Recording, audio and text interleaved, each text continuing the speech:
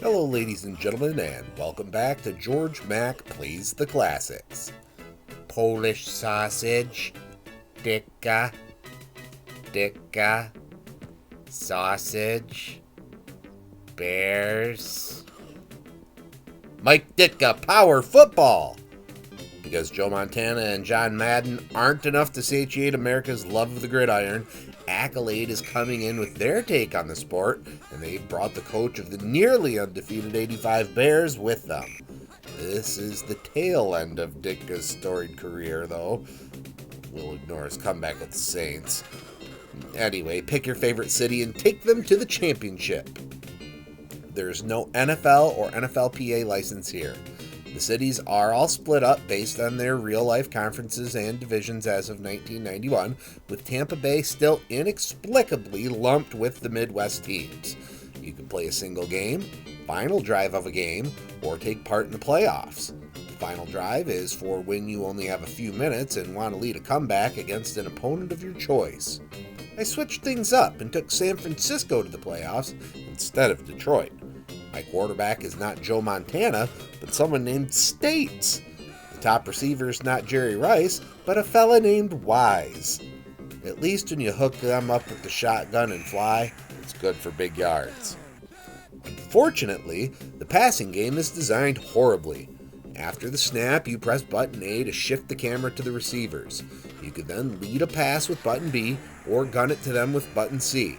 Unfortunately, you can't see your QB while this is happening, so expect to be sacked if you don't go with the first or second choice. And don't accidentally press button A again if you mean to throw.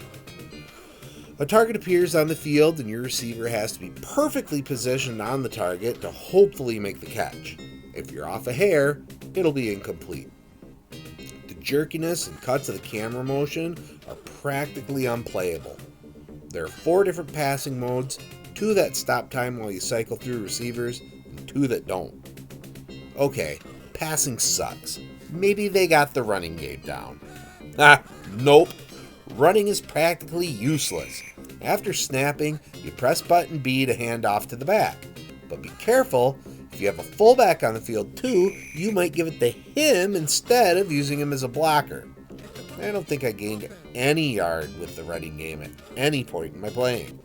Not even a computer could break the line of scrimmage with the run. Will defense save the day? Not today. You begin by choosing what package of players you want on the field, then choose from 3 zones, 2 blitzes, or man-to-man coverage. You can cycle through the players to find who you want to control.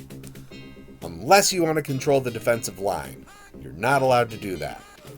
I like controlling a defensive tackle, so this sucks. The computer also gets their pass off immediately, and they won't catch everything. But in the end, it really doesn't matter what defense you choose, because the computer will outrun your defensive backs and catch any pass if it needs to. Computer Detroit must have predicted Dan Campbell, because here they are going for it on 4th. Rules also mean nothing, as I ran the clock out on 4th down, but the other team was given the ball and a play, which they decided to score a long touchdown on. Stupid. When it comes to grading Mike Ditka Power Football on Sega Genesis, graphics get a 1.5. There are a bunch of identical guys running around a field.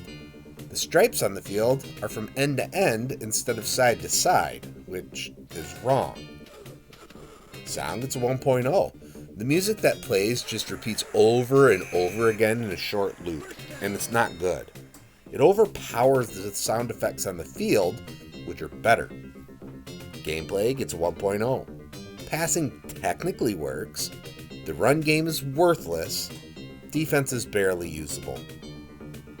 Difficulty gets a 1.5. Getting receivers in just the right position is mind-bogglingly frustrating, and the computer will score if it wants to, no matter your defense. Fun factor gets a 1.0. It's football, but it's bad football, so not great. Overall, Mike Ditka Power Football earns a 1.2 and gets a D+. Why would I bother playing this when I have Joe Montana and John Madden, which are objectively better? Well, that's going to do it for me for today. Please make sure to like this video. Let me know what you think of Mike Ditka Power Football in the comments. And please subscribe to Head Drop Productions here on YouTube because we want you here for each and every video we release. Because it is your destiny.